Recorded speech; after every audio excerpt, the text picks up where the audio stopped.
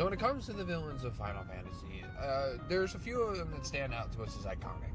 The ones that we think of as soon as we think of the Final Fantasy franchise. Sephiroth probably being the most iconic, at least I believe so. But I'm more than positive that the Mad Clown himself, Kefka, does not fall that far behind. Kefka returns to us with a brand new shiny LD and burst weapon upon a Heretics quest banner with 2 banners dropping and some new missions and stuff. Kefka is going to be the only character receiving any touch-ups or any form of anything, so he's going to be the only character we're talking about. So without further ado, let's go ahead and hop on in. As always, big shout out to the Time Very True for the lovely infographic that will be displayed in this video. Lovely group of people, and if you're not following them on any other social media platforms such as their Facebook and or Reddit, or giving their website a check, make sure you go do so, as they're a lovely group of people and very helpful to the community. Now, let's go ahead and just hop on in. Kefka didn't receive any reworks or anything, so his kit is exactly the same as it was before. He just now has a brand new burst and LD weapon. So let's go ahead and talk about the LD. So the LD actually breaks the chain. It's a swell hit. Single target brave AoE HP damage with 50% splash damage going to the other targets. It extends all of Kefka's debuffs for 1 turn, and turns all inflicted debuffs into framed debuffs. Yes. So they like the buff, they like the dispel. Or cleanse. Well, they can still auto cleanse, but anything else, no. Kefka's taken up every single buff slot that they got, since he has 6 debuffs all to himself.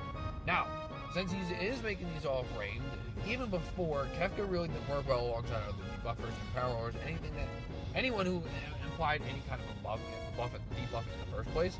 Kefka just did not work well alongside of, and this kind of just further implements it. If you're bringing Kefka as the debuffer, he is the sole debuffer you're going to be bringing on the team. That's just pretty much it. Like, there's no 1, 2, or any other way around it. So you have to make sure, excuse me, you have to make sure that you're keeping that in mind when you're building team compositions.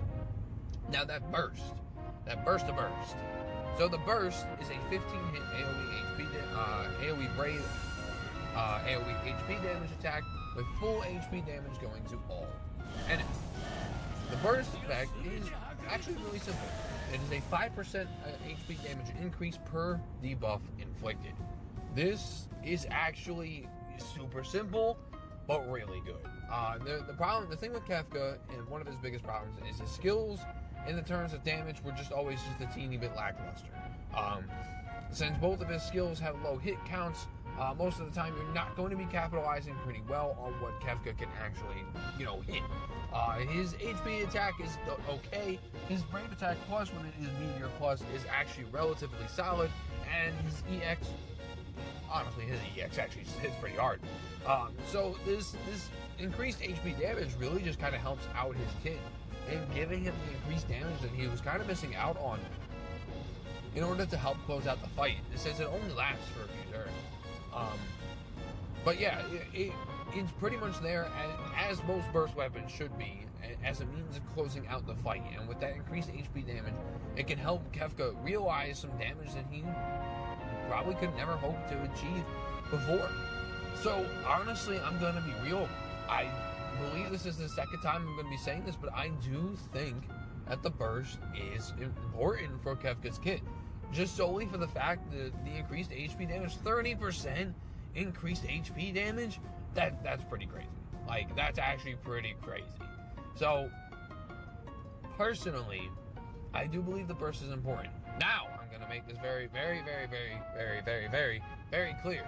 Does that mean that you have to chase the burst? Does that mean that you have to have this burst in order to make Kefka usable? No, I want you to keep that in mind. You do not need the burst in order to make Kefka usable. With just the LD alone, Kefka is more than fine. But if you want to fully realize Kefka to his maximum potential, or he's just a favorite character of yours, the burst will help Kefka's kit up his spawn. At least that's what I believe. So let's go ahead and real quick talk about the banners. Let's see what we got on both banners, since we have 2 new banners. Oh, I gotta do that. Don't mind that. So, the first banner's got Shadow and Aerith. this is actually a pretty solid banner. Aerith is actually one of the more powerful healers that we have in the game. She can heal you straight from 0 with Healing Wind, and is a pretty powerful support character with a pretty bright future ahead of her. Over here, we have characters like Freya, Seymour. Lee's is kind of, you know, that one's just a little, but overall, the banner is still relatively solid. Seymour is actually a pretty prominent magical DPS. Freya is still phenomenal. Freya has always been phenomenal. Freya is not going to ever not be phenomenal. So, overall, there's some pretty solid value in both these banners. Obviously, if you need Kefka's gear, you're going to still stick with this one. But if you only just need the burst or LD, then honestly, you can pick and choose between whatever you think you need. Both of these banners have pretty solid value. Seymour, I will admit, is a pretty slept-on character, so don't just like look at this banner and be like, ugh. No, there is good value on both these banners. So it's really up to you at that point to go ahead and pick and choose. But anyways, guys, that'll do it for me on this one. I hope you enjoyed the new format that we got going on today. I'm probably going to stick with this. And yeah, thank you guys so much for watching, and I'll see you next time.